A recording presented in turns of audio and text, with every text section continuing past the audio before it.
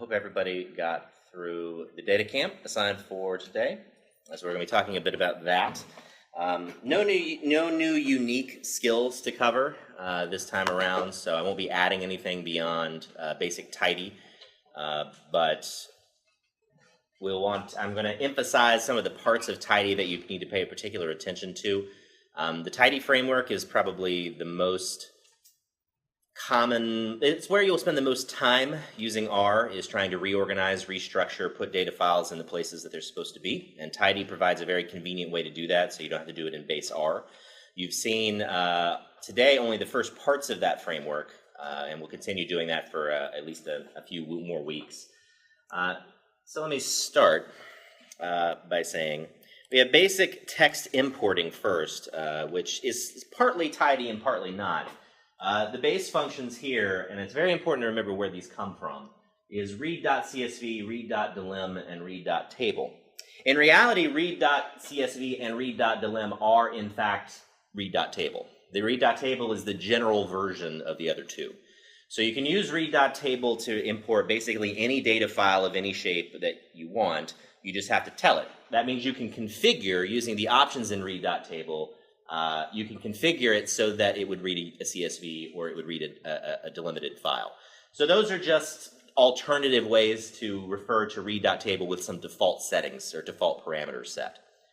Read underscore CSV, underscore TSV, and underscore delim, and underscore .table are part of reader, which is part of the TidyVerse, which is this sort of set of packages that we'll be using for a little while.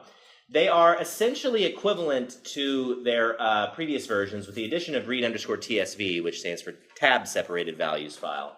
But they're basically the same in terms of parameters, but with some nicer defaults. So normally, for example, in read.csv.delim and .table, you have to use something called strings as factors as a parameter. You remember what strings as factors does? So yeah, by default, strings as factors is going to be true, which what that means is strings, which again is the same as characters or character vectors. Strings that by default will be interpreted as factors. So that was a problem last week when we were importing dates, because a date time string is text. It would interpret it as a factor. So if you had a data file with 100 different times in it for 100 cases, it would interpret that as a 100 condition variable as a factor. So if you don't want that to happen, you use strings as factors equals false in the parameters for these guys at the top. Now the thing is, in the course of regular data science, you almost, or the kind of data imports that we'll be doing in here, you almost never want strings as factors. It's very unusual that you want strings as factors. That's the less common version. You might want it if, for example, you have condition coded as like A, B, C, D, something like that. You might want strings as factors. But in most cases, your text is going to be things like participant ID characters. It's going to be things like open-ended responses. It's going to be notes from an experimenter who wrote in manual notes in the data file. I mean, anything that has text data, that's usually what it'll be. So one of the things that read underscore CSV, TSV, delim, and table do in the TidyR package is by default, strings as factors is false. That means if you want strings as factors using those, you have to turn it on. So just be aware of which one you're using and what their defaults are, because that'll influence how your data files come in. Mm-hmm. Okay, so it defaults to true or false? The dot functions, the standard functions, default to true. The underscore functions, part of TidyVerse, default as false. fread, you got a little bit of. fread is from another package called data.table.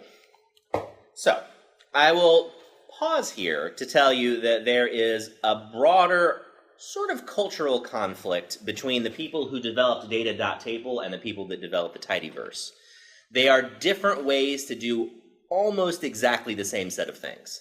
So it's all about data import, data formatting, restructuring, merging files, all the sort of things that you learned about in the material, except data.table has a different way of doing them with different syntax and different capabilities. There's a constant sort of little battle going on in the data science community as to which is faster.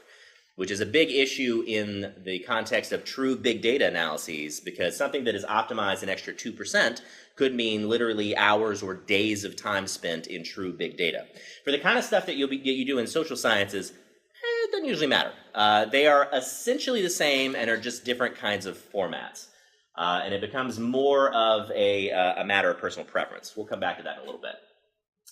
99% of the time, for the data that you normally need, you'll actually probably use read.csv.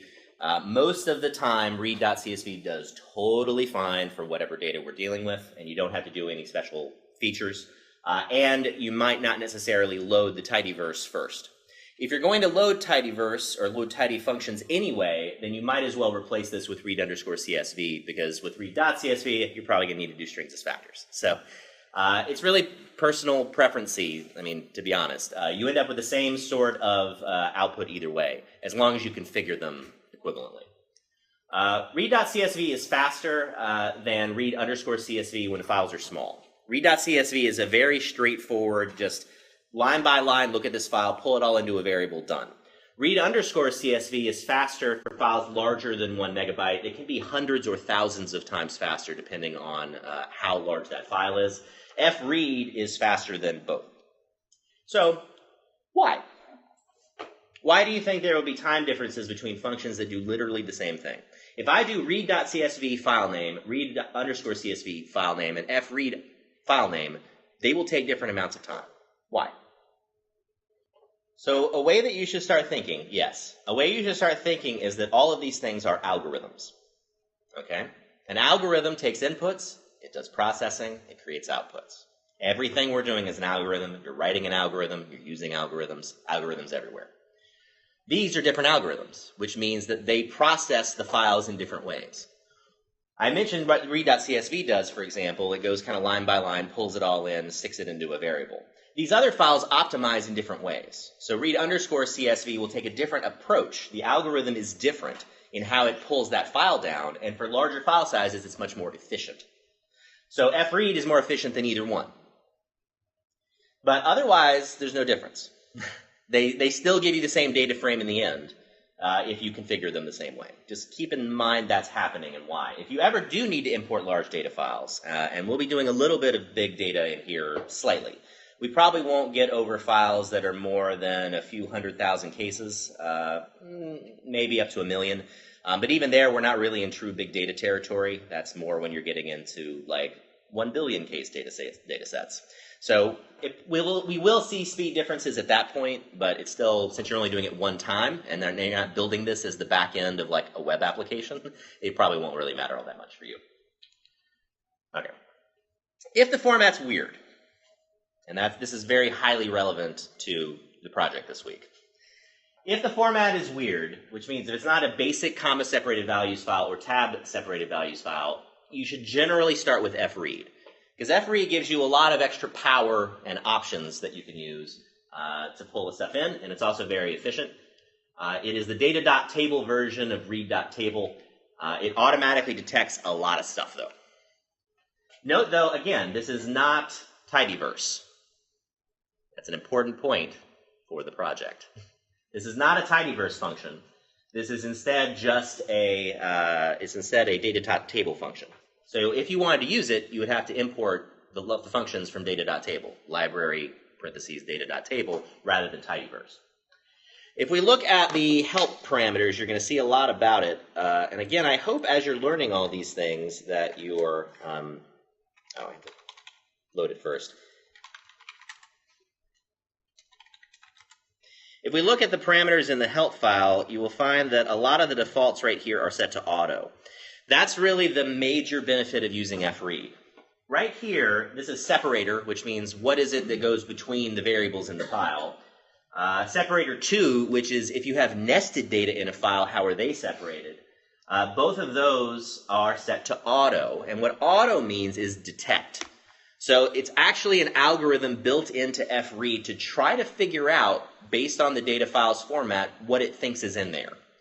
So if you have commas, if you have tabs, whatever it is, if you have dollar signs, it will check and it will look and it will try to figure out what is the delimiter, what is the nesting structure, and it will do it for you. That in turn means, though, it's not always right. So you do have to be careful if it's real weird. But it's important to note that by default, the defaults in here are pretty good. Noting one other feature of this that's really useful is this guy, drop and select. And drop and select allow you to import specific columns all in the same command. Otherwise, you would have to do subsetting. So you know how in the past we would do things like bracket and then specify column numbers and we'd reassign that kind of thing. So if you ever need to subset out columns, it's real easy to do it in fread. We haven't learned to do that in TidyVerse yet, but that's coming probably next week. So yeah, that's just some basics on data.table and fread. The drop and select actually is, this is another important point. These parameters take numeric or character vectors. You can, if you have a header at the top of your file that specifies variable names, it will automatically detect that. It will automatically use those variables, and you can choose to drop/select individual rows by name or columns by name.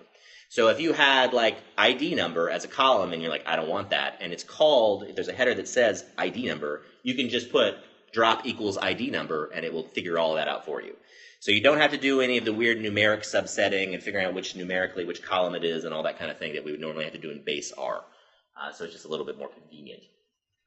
Important common parameters across functions. Header, which is Boolean, specifies whether or not you have a header row.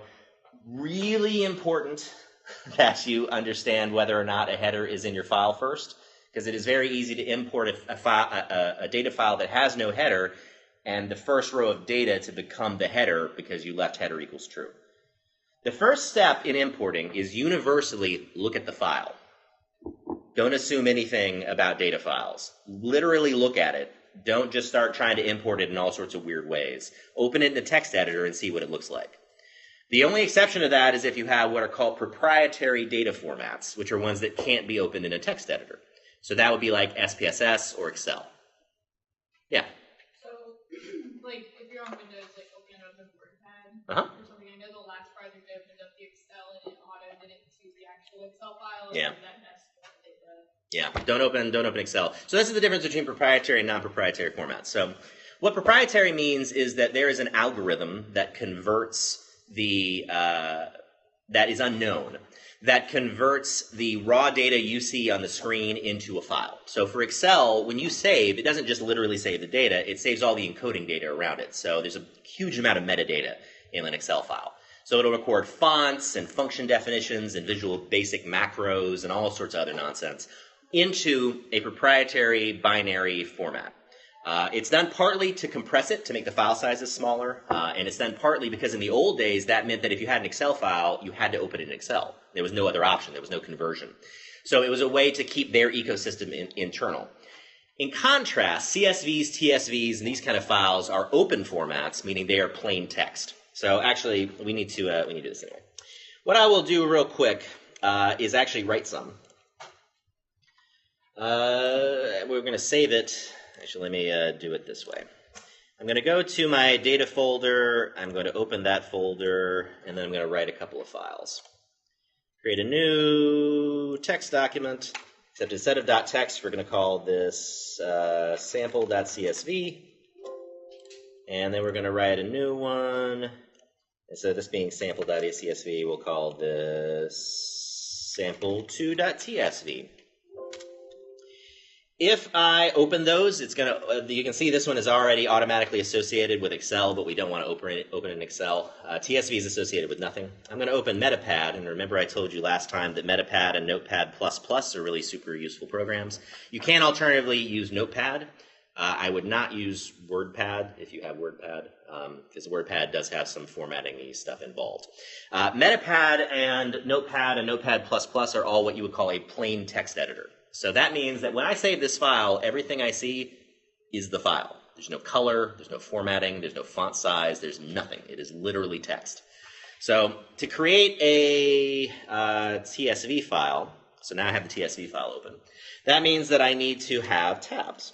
So if I do 1, tab 2, actually let's have a header, V1, V2, V3, 1, 2, 3, and hello, yes, of course.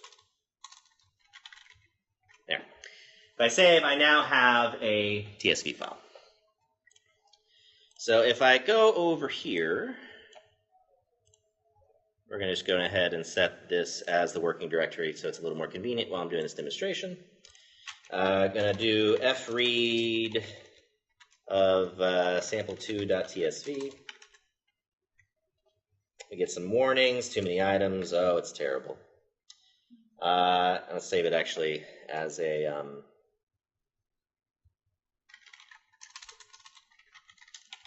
data frame. Okay, let's see what it did. So one observation, that's clearly not right. It got 1, 2, 3, logical NA. Oh boy. So it actually correctly interpreted the 1, 2, 3, kind of. So that's a data set, and it named it V1 through V3, but then we have a V4 logical NA right there. So that's weird. Why do you think that happened?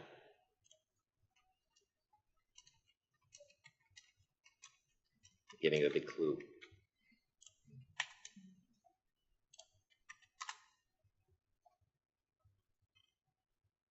Oh boy, it's actually not. Oh man. So anyway, this is a good example of what you would have to do. This is actually an appropriate formatted TSV file. Actually, let's try read.tsv and see if that works. Then I'm real curious.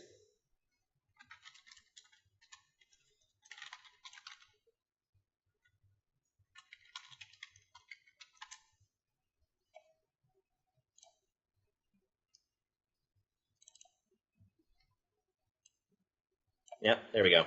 So read_tsv has defaults optimized for TSV files, and you can actually see that it did correctly import in this case, and fread didn't. So we would have to reconfigure using parameters to get this TSV file to load. So that's interesting. In this file, though, you're seeing actually a couple different things. One is that we have these tabs here to indicate what's called delimiting. That's a very important word. Delimiting indicates what the differences between the individual pieces of the file are. So there's a tab between the header, there's a tab between these numbers, and there's a tab between these words. And it automatically interprets those appropriately because we have the defaults for a TSV file. So it's specifically looking, that function is looking for a tab. When I use fread in that auto set, it's trying to figure out what the delimiter is, and because it has text in here, it's actually not able to do it. And I wonder if I just put in sep equals tab. Uh-oh, it's not sep. Oh, not read.tsv, whoops. And nope, that still didn't do it. So we would have to fight with this function's parameters for a little bit and look at the documentation to figure out exactly how to read it. So TSV is actually a little bit better. How do you think that I convert this to a CSV?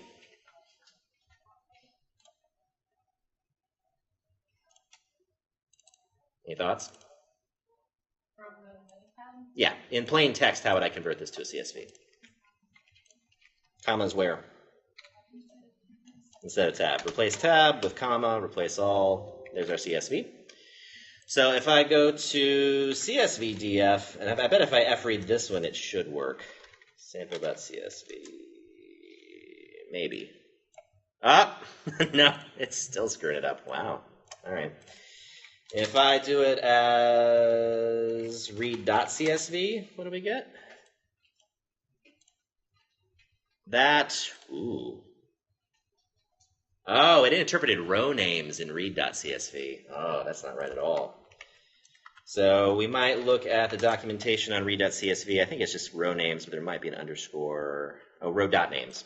So if I did comma row.names equals or gets false.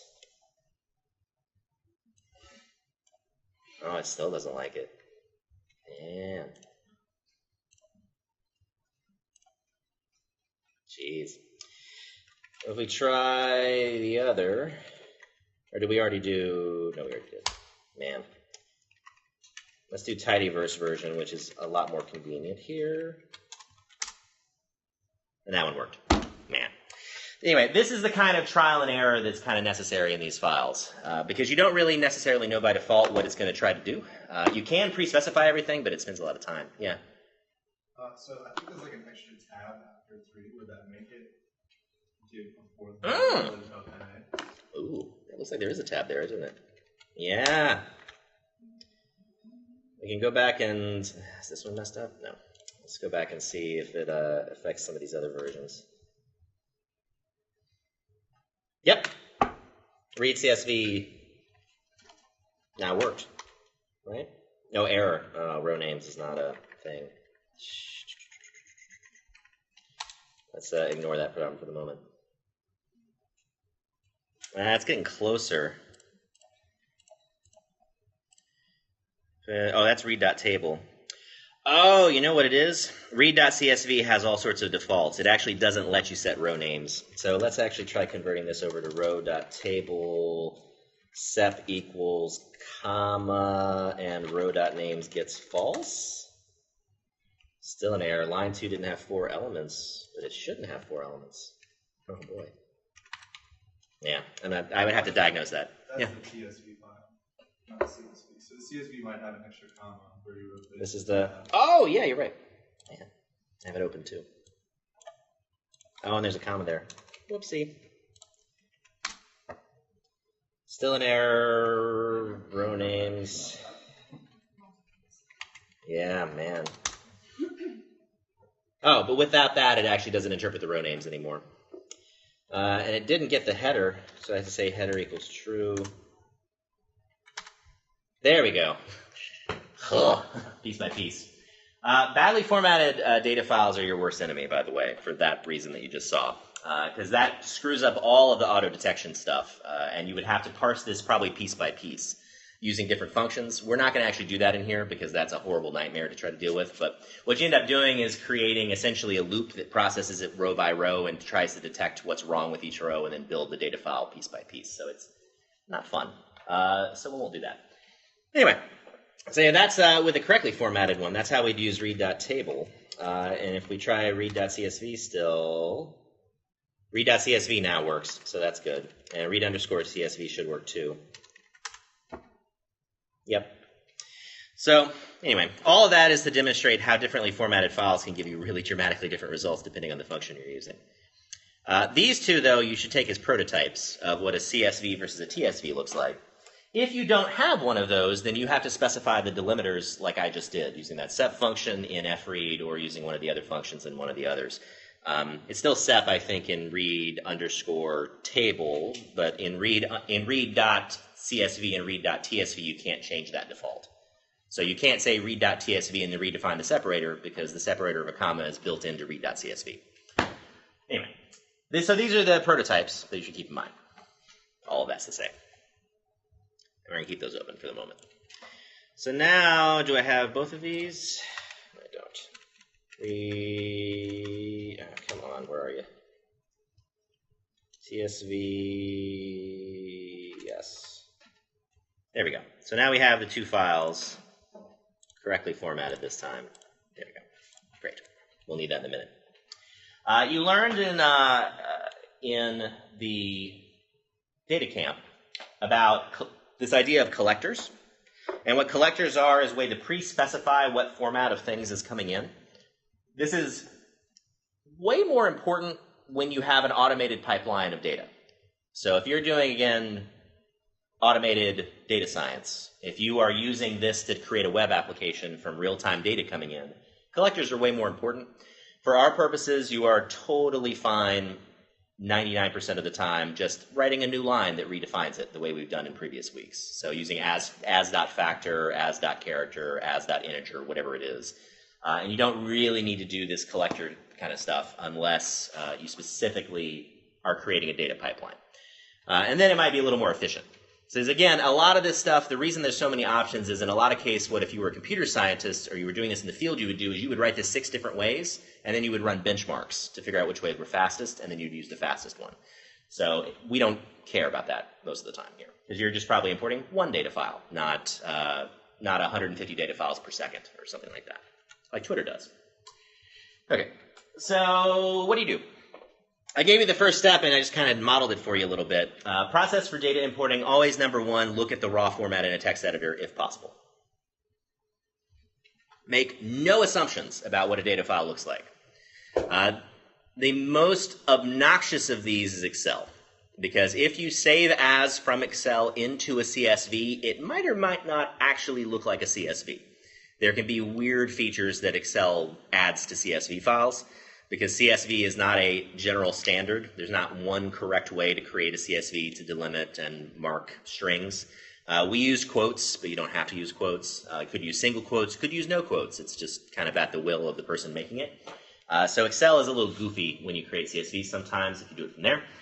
You can open data files directly in RStudio. That is the easiest way to do it. If I just click sample view file, you can see it in RStudio. So this is a plain text editor. So just like R files are plain text, like if I create a file up here, if I create a new script file, and it's got all these fancy colors in it, and it's got all this kind of fancy stuff going on, the actual file itself does not have any of that. The file itself is plain text. This is all done in real time for your convenience. That blue highlighting, that doesn't actually exist in the file. Whereas if we were in Word and you saved that and you saw blue, the blue is in the file. So everything that you see in RStudio is text. So if you open your data file here, you can actually see the raw format of that data set. So there's our CSV, and there's our TSV. And you also have some pretty good search and replace kind of functions if you need to doctor / fix up your data set. But yeah, in general, I port stuff out to Metapad, so you'll see that for the rest of the course. After you've done that, you have to look for patterns. The key in data importing is figuring out where are the data, how are they represented, and how are they structured. This right now is pretty easy. Right now, we mostly have one variable per information coming in. That will not quite be true for your project, so be on the lookout for that. In the future, though, we'll have, in some cases, weird nesting type imports, where within a variable, you will actually have a set of additional variables. So a single variable will be defined as a set of variables. So that happens, and you have to deal with that. We won't do that for a few weeks, though. So don't worry about it for now. But in general, you need to kind of examine this data file and figure out how are the data separated, how are they structured, given the functions I have access to and what they are capable of, what combination of functions will I need to use to get this thing into R? Those are the questions you have to ask. Figure out which function you actually most likely want to use. It's probably going to be read.csv for basic stuff, and it's probably going to be fread for complicated files. However, if you're working TidyVerse, you might use read underscore any of that set, the reader library. Then you actually write initial code for the import, then you run that code, then you revise. And I just demonstrated that process. I very rarely import files correctly the first time. In most cases, again, code development, not writing, you're going to have to go back and check, did it work? Are the data structured the way I thought they would be? If it's not right, go back, revise code, try again, over and over and over again. The advantage, again, of R is you have this data pipeline, so that once you figure out the correct statement given a particular data source, you can leave it there forever. Once you write the Qualtrics import code, if you use Qualtrics, you can use that in every project that you do because Qualtrics is not going to change up their format most of the time, at least not regularly. So that's the advantage of writing that kind of code. After you run it, you then need to revise it, and then you have done code, set code. I've been talking about TidyVerse a lot, but it's useful to talk about exactly what TidyVerse is. It is a framework that is different from a library. When I just did library TidyVerse, I was not actually importing a single library. I was actually importing several libraries simultaneously.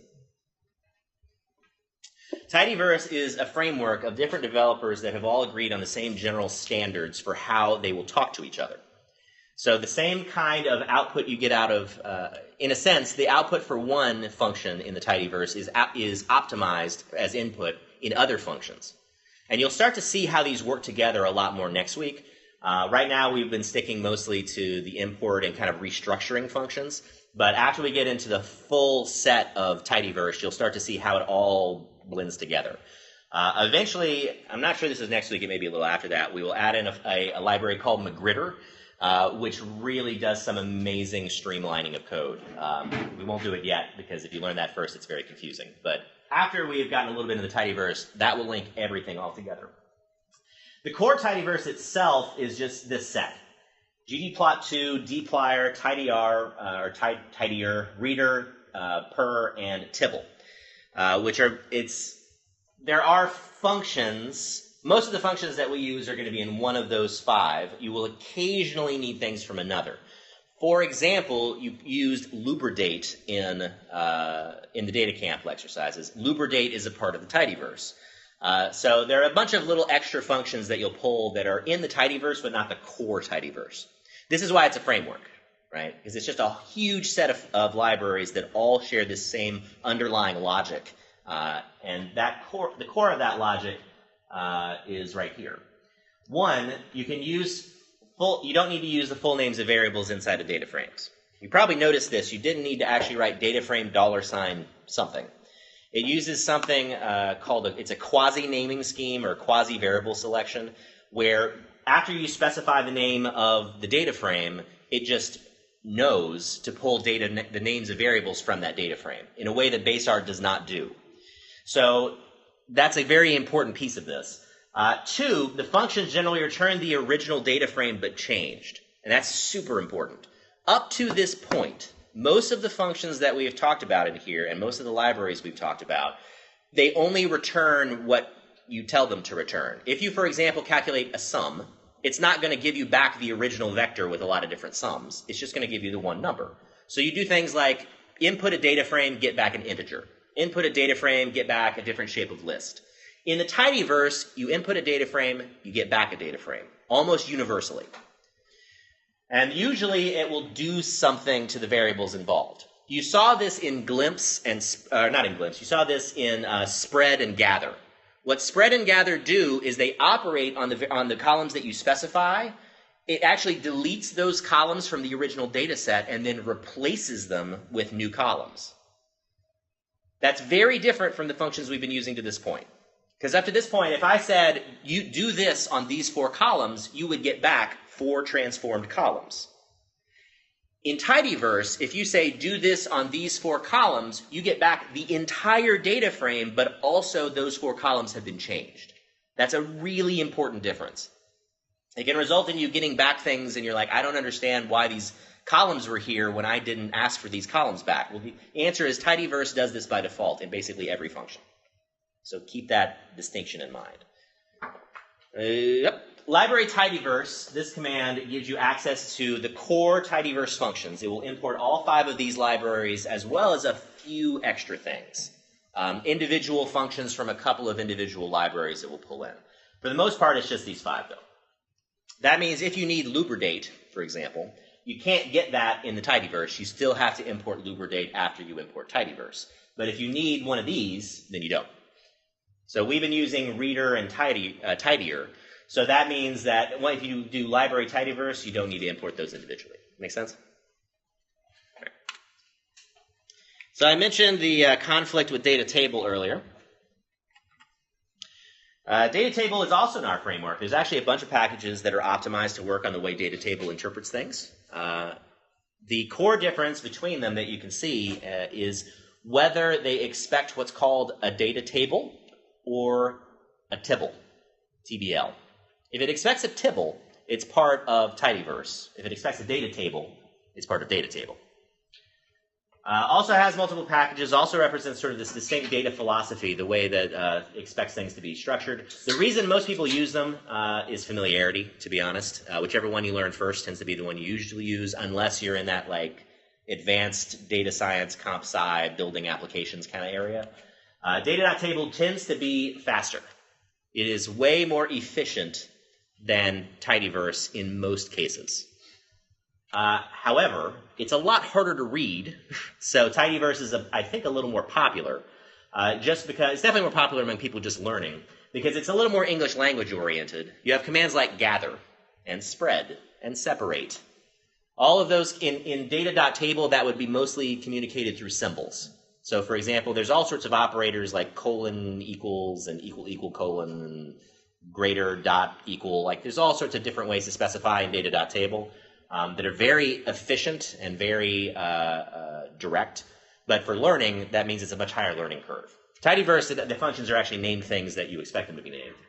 TidyVerse also has some very high popularity packages, especially among learners, very easy to get into and find documentation for, so that's what we're doing.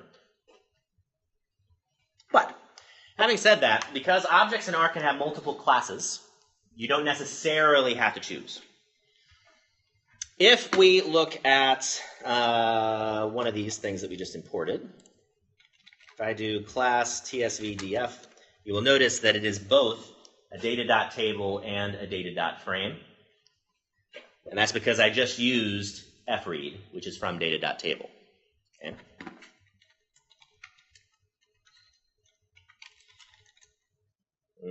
I can't use as tibble. There we go. If I use as.tibble, I can coerce the data frame into a tibble.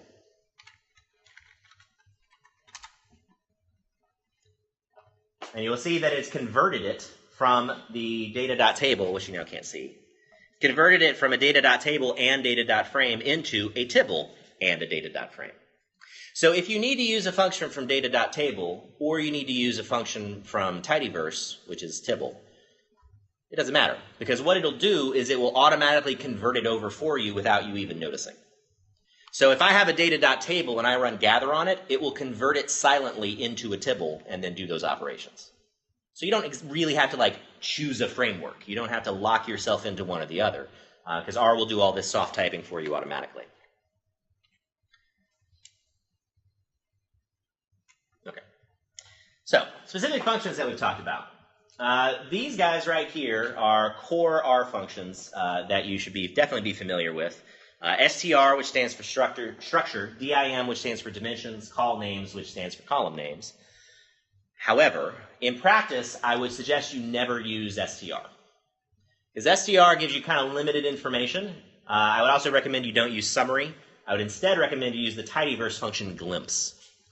To give you an idea of the different kind of information you get out of all these, if I do str on csv_dv, you see I get all of this information right here. And if I do dim on csv_df, I get that. But if I do glimpse on csv_df, I get all of that information simultaneously. I get 2 observations, 3 variables, summary of the variable names, their types, and the first 10 or so cases of each one in a very easy to read table.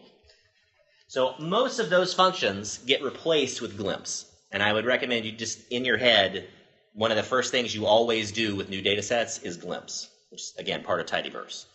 Glimpse gives you just a very human-readable summary of everything going on. Is a great way to familiarize yourself with the data set. There are also some limitations to str. If you have a very long data set, str will only show you the first, can't remember, I think it's 20 variables or it's some relatively small number, whereas glimpse will give you the first 50 or so by default.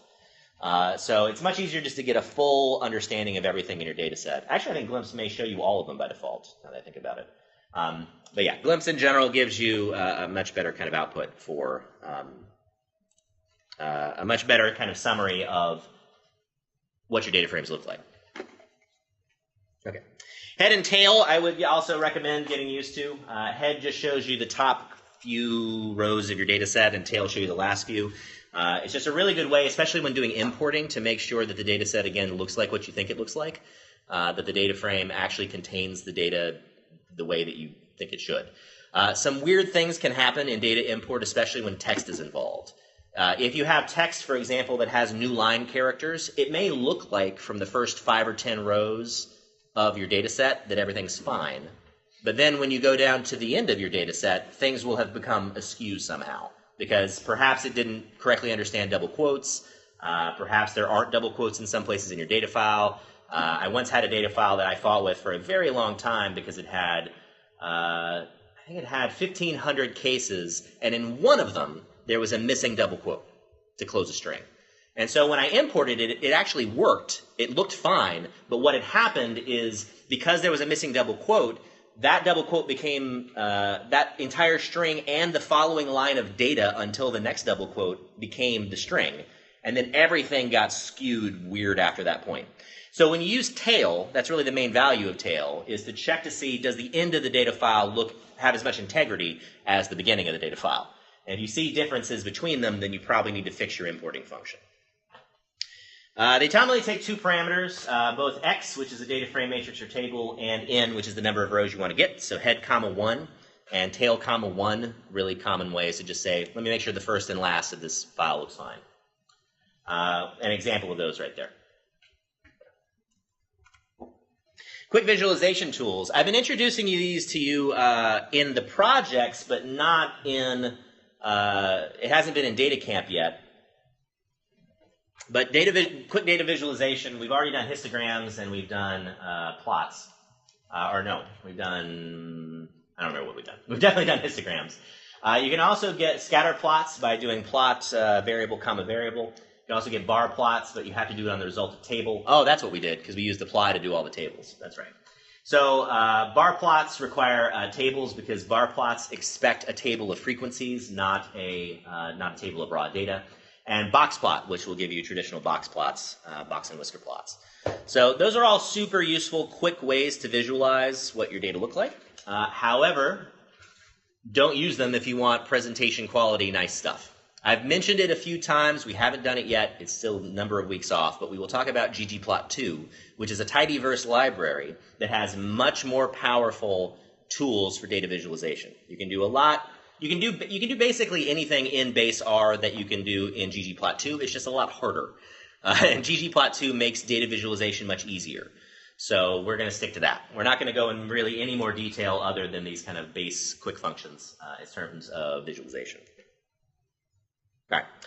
So in terms of reshaping data, these are some of the more confusing functions that people tend to have trouble with, which is restructuring unaggregated or aggregated data into the reverse. So if you have multiple participants per data file, or you have multiple times multiple variables that you want to change into rows, either way. If you want to aggregate rows into columns, or you want to aggregate columns into rows, either way, that's a restructuring operation, and you need one of these two functions. One is gather. And I took a lot of time writing the specific statement so that this would make sense. So I'm going to read it rather than try to say it out loud. Within data, so within this data frame, for each variable in calls, which is this guy, convert the name of the column as a value in a new variable called key, which is this guy, and convert each value into a second new variable called value, which is this, and then return all the remaining valuables from the data frame plus the newly gathered ones. That is what gather does. This example I would recommend looking at instead of trying to understand that. It took me a while to write that. I just now didn't quite understand it. So look at this example here, and you'll get a better view of what's happening. Here I have time 1, time 2, time 3 as variables, and I have a participant ID in the first column. If I do gather data frame, to refer to this data frame, time, comma, val, comma, 2 to 4. What that does is it takes variables 2, 3, and 4. It takes all of their data and puts them into the value column, and then changes the name of the variable into a new variable called time. Then anything else left in the data set, it just copies. This will work. This function will still return data even if you horribly screw this up. So I'm just going to warn that to you now. If, for example, I had a time 4 here and I forgot to put that here, time 4 will still be in this data file, and it will not represent what you think it does. So be very careful that when you do this kind of aggregation, you specifically only in your final data file have things that are at the appropriate level. It's harder, it's hard to explain, but if you need this kind of restructuring, and you will for the project, it's important to just have this model in your head. If you have data across multiple columns and you need those data to become one column, you need gather. That's the core of it. And these variable names become the value of this second parameter. Right here, because we are in TidyVerse, we can specify this either numerically, using column numbers, or using the actual names of columns as a vector. So I could do C parentheses time 1, comma, time 2, comma, time 3, and that would work just as well as this 2 to 4. Yeah? So if you don't have headers, then how would it read it? Like if you didn't have like time 1, time 2, time 3 delineated, it would just... count as your first row? Well, I mean, even when you import, so in our row, columns always have names by default using those functions. So if you had no header row and you didn't specify column names, then you would it would by default be called V1, V2, V3 on up. So they still have names. I think you can actually still get rid of the names if you want to, but even then you can still refer to it by number. Yeah. Okay? So important in this, again, implicitly, is if I gather on data frame and I don't mention participant ID, it just copied it. That may or may not be what you want it to do. You can choose also to keep these variables here. There's a parameter in gather that allows you to choose whether or not to drop the original data. You can actually choose not to drop the original data, in which case you'll have time 1, time 2, time 3 here, and for the row time 1, you'll see the word, the number 1, and then you'll see NAs for the other 2. So just be careful. The reason that it drops those variables is because they're used. Again, remember, in all TidyVerse functions, any columns that you reference get dropped in the new version it spits out. Any columns you don't reference get copied. Okay? The inverse of that function is spread. Spread does the opposite precisely. Within a data frame, convert the value of column 1, called key, into column names and put the values in column 2, which is the value as variables of those new values of those new variables, and then add that to any other columns in the data set. That's always part of TidyVerse. So here we have that starting version. We have all these participant IDs. We have time 1, 2, 3, 1, 2, 3, 1, 2, 3. These don't have to be strings. This could literally be the number 1, 2, 3. There's no reason it has to be a string. And then values. And if I do spread, data frame, time, so this is the key, val, so this is the value, it will restructure the data set so that each instance of a value in time becomes a variable, and its value gets associated with it. Importantly, these participant IDs, again, just get copied, and usually it's just I think it's the first gets copied. So if these participant numbers were 1, 2, 3, 4, 5, 6, 7, 8, 9, you would probably down here see 1, 3, 6. So not informative. So this is why keeping track of which variables are getting copied is super important. Also why it's super important to check the head of each of these files. So if I were doing this in real life, I would use the sort function to put this in a format that I recognized first. Then I would spread. Then I would look at the head of both this and this to see, did this actually convert the way I think it converted? Do not assume. Do not just write code and assume it works. Line at a time. Make sure every line works before you move to the next line. So yeah, that is how I would structure my way through that. Yeah, okay. Other functions that are useful and vary in their usefulness. Again, remember, if you have control over the data gathering function, like if you're writing something in Qualtrics to give data that you know will go to R, there are ways to format in Qualtrics where you will get easier to use data on the other end. Like naming your variables ahead of time so that you don't have to figure it out in R, so that your header row is meaningful when it gets exported from Qualtrics. Those kind of things can save time on the coding side.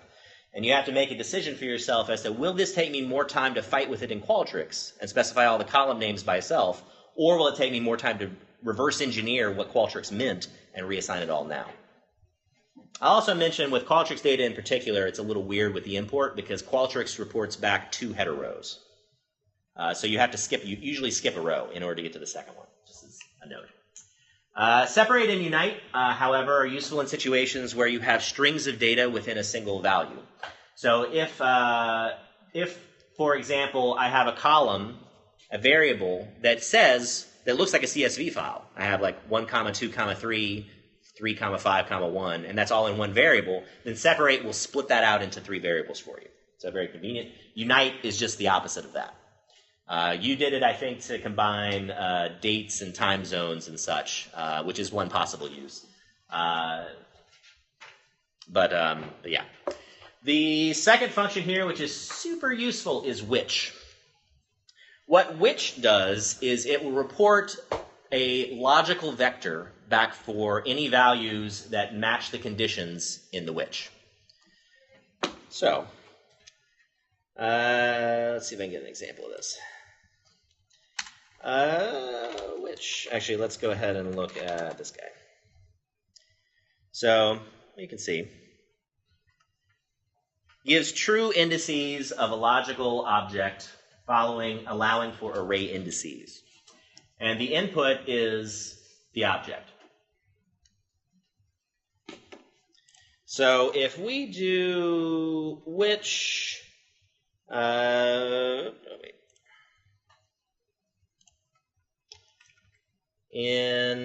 always mess this up the first time. Which is a little weird. Which CSV underscore DV v1 gets 1? Will that work? There we go. CSV, So, and one's not going to be super informative. So, which in CSV df, in fact, we're going to do the whole thing, equals yes. There we go. I got a 4. Why is that useful?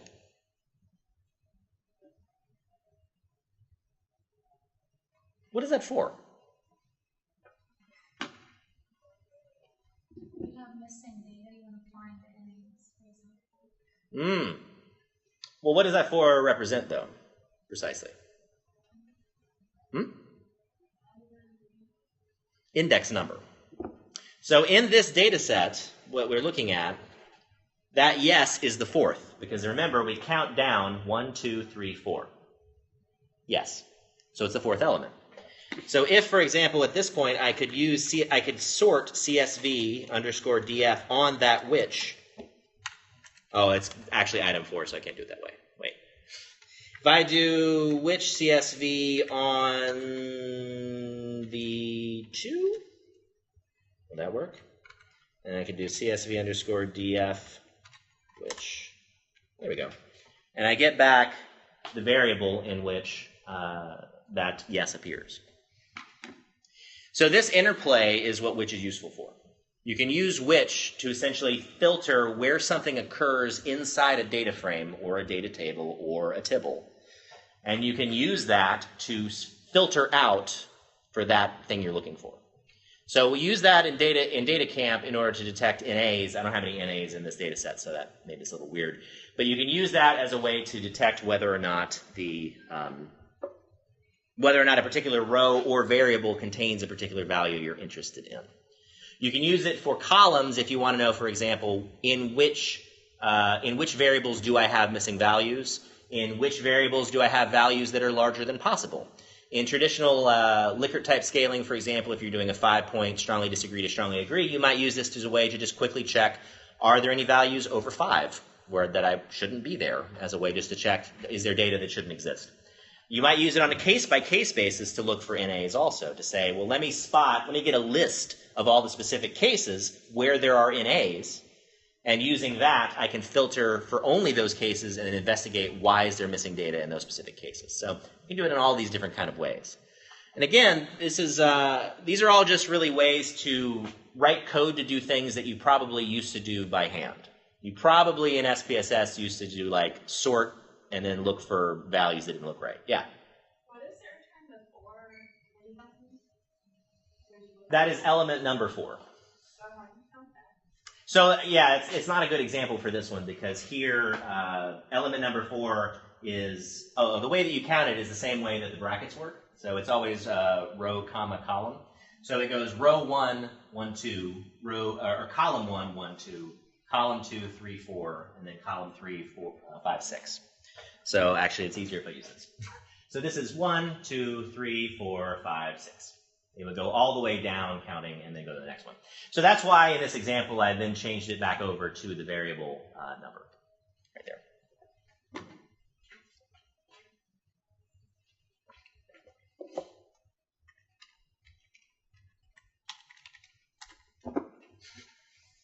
So any sort of filtering that you might do, or might want to do, any sort of organizing to check whether certain variables exist or certain values exist, that is what which is for. It returns back that vector. Okay. Variable stored as wrong type, we've already done this a little bit, as.character, as.integer, etc. These as family of functions. For date versions, I've mentioned this already, the lubridate library, which is part of TidyVerse. These guys are super useful. You've already done this the hard way, using the POSIX function, as POSIX CT, or as POSIX LT. These guys, what do these do? If I do YMD, what will it do?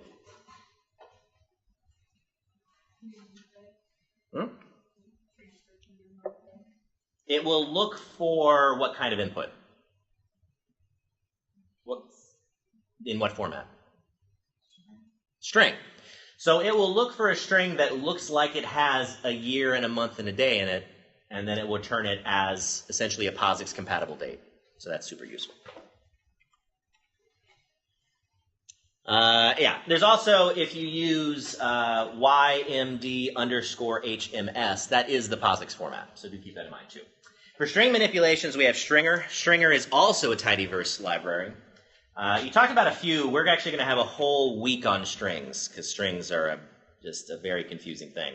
But for now, you talked about string trim, which gets rid of white space. You also used an R version of that previously called trimWS. That was in a previous data camp.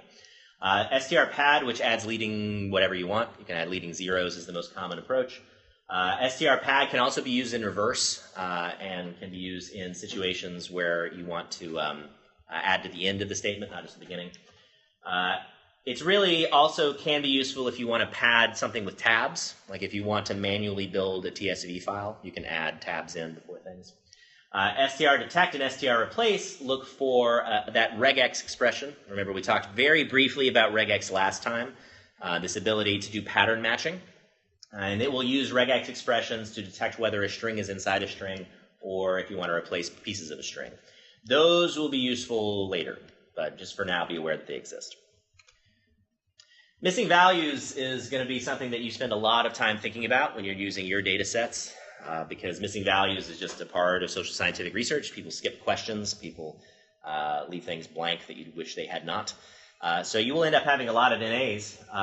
But remember that in R, NA is, even though NA is the missing value parameter, it's not necessarily what you used. Qualtrics, SPSS, Excel, etc. They would all represent missing values in different ways. In SPSS, for example, you can pre-specify a missing value. I usually tell my students to use things like -999. So if you forget that you had missing values, then when you get a mean that's an impossible number, you're like, oh, right, I had missing values. Here, you explicitly want to specify NA. You can use is.na to check, and remember that we've also talked about na.rm as a way to remove missing values list-wise from analyses. We probably will not do much with na.rm or na.omit because for social science research, especially psych research, we usually want to handle missing values, not just list-wise delete them. There's a lot of research supporting the idea that just blanket cutting out cases that have one missing value is a very bad idea. So we might get into things like how to do EM imputation maybe a little bit later. But important to know that it exists for now. Useful functions, any checks if anything in a vector or larger structure is true. Any is a really useful function. Actually, let's do it the other way. So any looks at whatever you want and checks to see whether it's true. So if I do any in CSV underscore df equals, let's see, how am I going to do it? Yeah, CS underscore df equals, can I do it that way? No. Yeah, there you go. So it summarizes if any values exist within there. What it's really doing is decomposing that statement. And it's really looking at every individual cell one at a time and doing this logical test. So if you want to see if there's any missing values, that's a good way to do it. Note also that you can use anonymous functions here. We haven't actually done any of those in practice, but remember that an anonymous function is one where you can just stick a function anywhere you want and it returns a value. So if you want to do some complicated evaluation of cases, say you wanted to look at are there any cases that missed all 4 of my attention check questions? You could do any parentheses and then a function that checks that manually and returns that value. So this is kind of the value of any. Diagnostic, not a thing you would use to get like results, but it's a useful diagnostic tool. We have complete cases, which looks to see if there are any returns whichever cases actually don't have any NAs in them.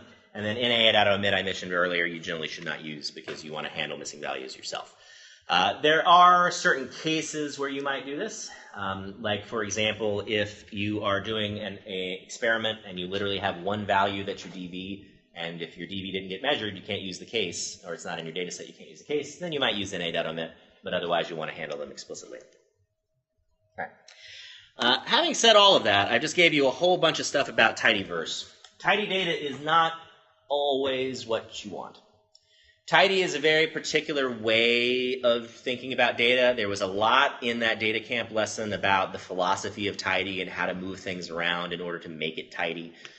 There are certain kinds of analyses that we do that do not want tidy data, especially in relation to aggregation. Sometimes you want to have multiple cases that have multiple times on them with participants in different places. So don't assume that just because a data form is not formatted in a tidy way that for your purposes that's always your first step. It's not always your first step. And as we get to some more realistic data sets, you'll see why that happens. The part you should internalize is this independence issue. In general, you don't need to look at data that has repeats of participants per line. We're going to have nesting issues sometimes, so things like if you have, in the I/O context, that's things like people nested in organizations or people nested in teams. In other contexts, you have other kinds of nesting. But in general, your base unit of observation should be a row, whatever that is. So that might be time, that might be person, that could be any number of things depending on your particular research. So just be aware of that. And make sure that you don't over-convert data when unnecessary. The last step here is a link to a cheat sheet that's actually useful. This cheat sheet is one I actually refer to quite a lot. This is the data wrangling cheat sheet. It's a very convenient set of all of the kind of functions that you commonly use in the TidyVerse in relation to moving data around. You can see gather and separate right there in the middle. You can see unite and spread also right there. Some functions we haven't used yet gives you some information about tibbling.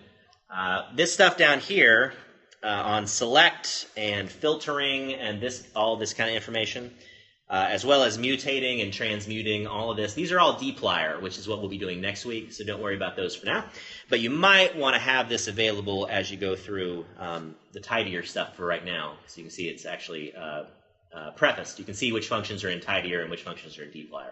So these tidier functions are the ones we started with, but we're going to do the rest of this cheat sheet next week. So this is a really useful resource. And again, something that I frequently open even now.